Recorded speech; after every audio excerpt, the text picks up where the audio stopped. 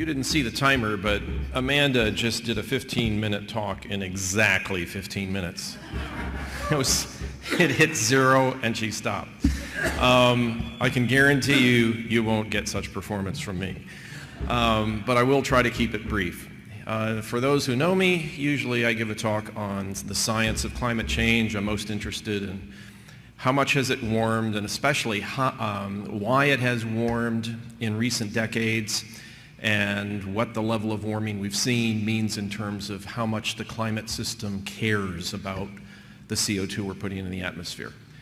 To do those talks, I usually use charts and graphs, and I'm very comfortable dealing with charts and graphs. I think it comes from my 15 years at NASA, where, making pretty charts was how you progressed in NASA. And then I went to the university. But today I've been asked to talk about something a little different that I'm very uncomfortable with, and I'm going to be using word charts. So you'll excuse me if we have to follow along together with the word charts. Let's see if we can get this thing to work. There is an alarmist bias in global warming research that I think has somewhat corrupted the academic community.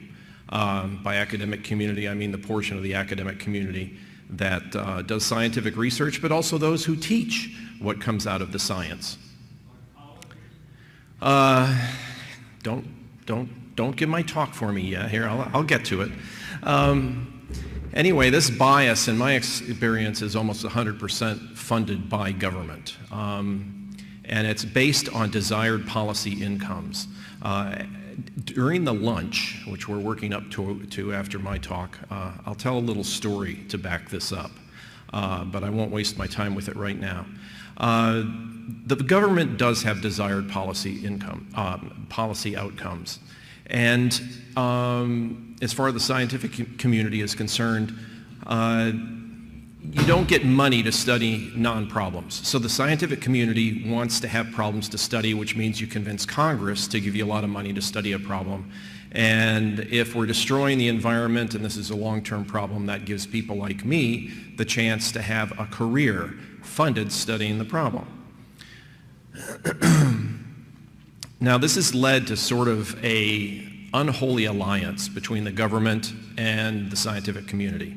It's something that President Eisenhower predicted in his farewell address in 1961, talking about, because back then there was more of a tendency to have large government-funded projects.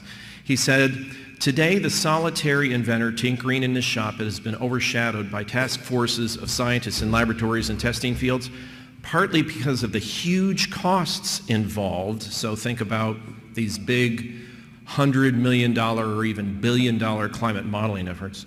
A government contract becomes virtually a substitute for intellectual curiosity. I mean, it becomes an end in and of itself, and it must be perpetuated so that people that start in this business can carry out their careers in this business. Now, he also said something else that was really interesting. We must also be alert to the equal and opposite danger that public policy could itself become the captive of a scientific technological elite. And that's what we see in the climate research community today. I know some of the people involved in this. It's a minority of outspoken scientists who decide to sort of go down the policy and political path with their futures, and they become spokespersons for the community, whether the community likes it or not. So there's a bias towards an alarmist interpretation of climate data, and this benefits university researchers because you get an endless source of funding. It also benefits the government managers in the government because, those people have to have a reason for their job too. I used to be on that side of the fence. Politicians see it as a way to increase power, taxation, and they get to choose winners and losers in the process. And then there's also this worldview or almost semi-religious underpinning of what people believe about climate change. All of these things are mixed together, and different people have different motivations, but you will find almost without exception in the earth science community in general, just about anybody that works in earth science as a scientist believes that nature is fragile, okay? And that we shouldn't be messing with nature. Well, that has nothing to do with science. And that fundamental worldview affects how they look at data. I've told people over and over the years, we could have perfect data every day of the entire climate system, ocean, atmosphere, everywhere, every minute, with no errors, and scientists would still disagree about what all that data means in terms of cause and effect, and can come to totally opposite conclusions on the science. Okay, so this bias has been known to us skeptical researchers since the 1990s and was revealed to the world after the ClimateGate email release in November of 2009. For instance, in an email from Phil Jones to Michael Mann, speaking of some skeptics like myself, but not myself, who were trying to get papers published, Phil Jones said, "I can't see either of these papers being in the next IPCC report.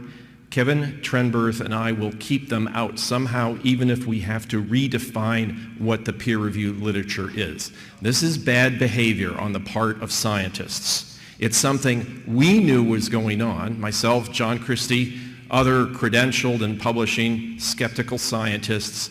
It just is now the rest of the world found out. Now, even with the Trump administration, the situation has not improved very much, not yet, because the swamp is indeed wide, deep, and outlasts the tenure of elected officials, which mostly populate the government. So, while things might be looking better in certain areas, elected officials are only there for a short period of time, and eventually the pendulum will probably swing in the other direction, and we need to be prepared for that. So the people that are really in charge of how much money the skeptics get versus the alarmist scientists get is dependent mainly on the people, the government employees who are lifetime employees in whether it's NASA or NOAA or the Department of Energy, National Science Foundation. They're the ones that really will determine who gets what money. And as I have often said, a scientist who is funded to find evidence for a human influence on climate will do his best to find evidence for a human influence on climate. Okay, that's what he's being paid to do. And if only the government were to put some portion of that research money into looking for evidence of natural causes of climate change, they would find evidence for that too. But the government, generally speaking, does not fund the latter category of research. Another problem is the scientific establishment ends up being the peers who decide which proposals get funded and what papers get published. This is something that President Eisenhower warned against.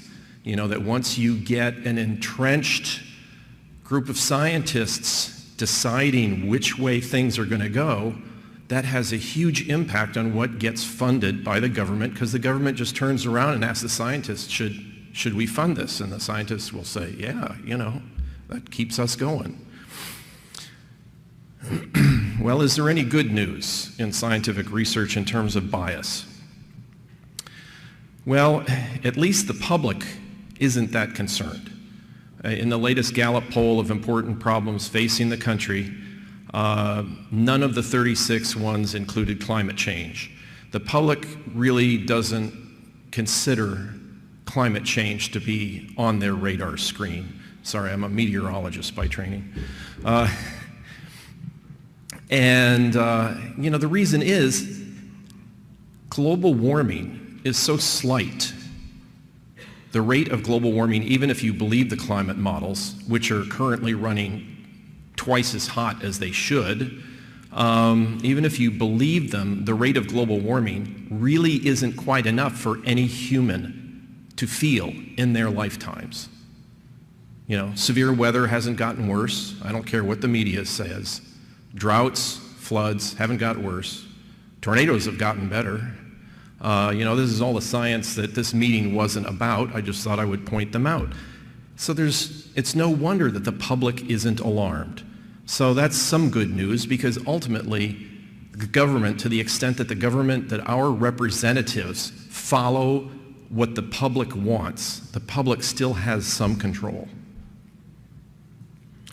Also, there are a handful of important papers that have appeared. It's not like all of the papers that get published are alarmist.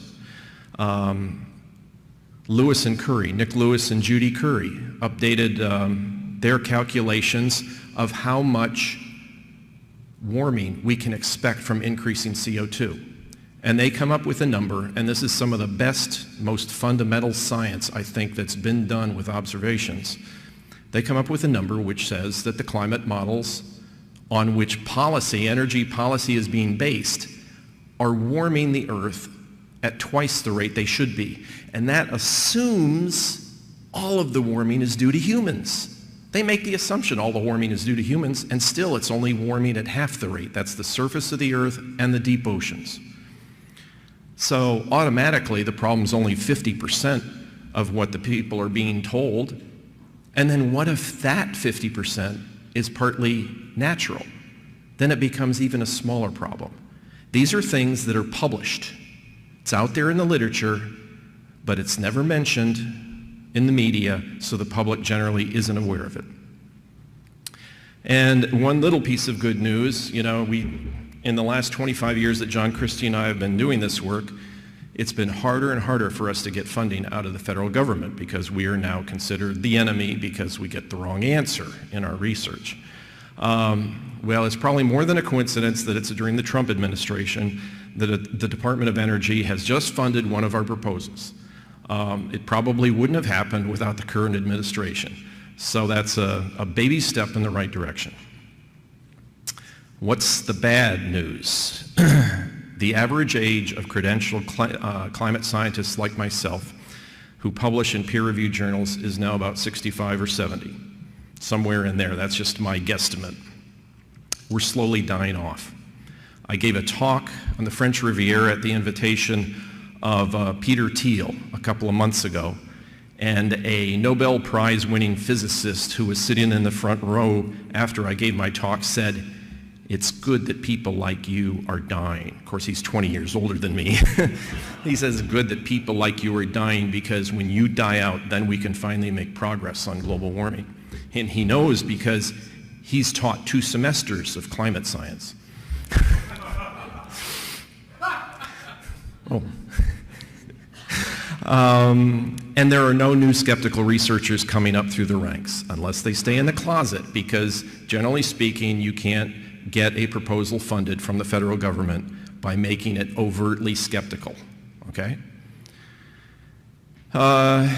It also doesn't help that we don't have big name donors with lots of cash like George Soros or Tom Steyer, who have a history of putting money into the efforts on the other side of the issue, on the alarmist side of the issue. So that doesn't help us either.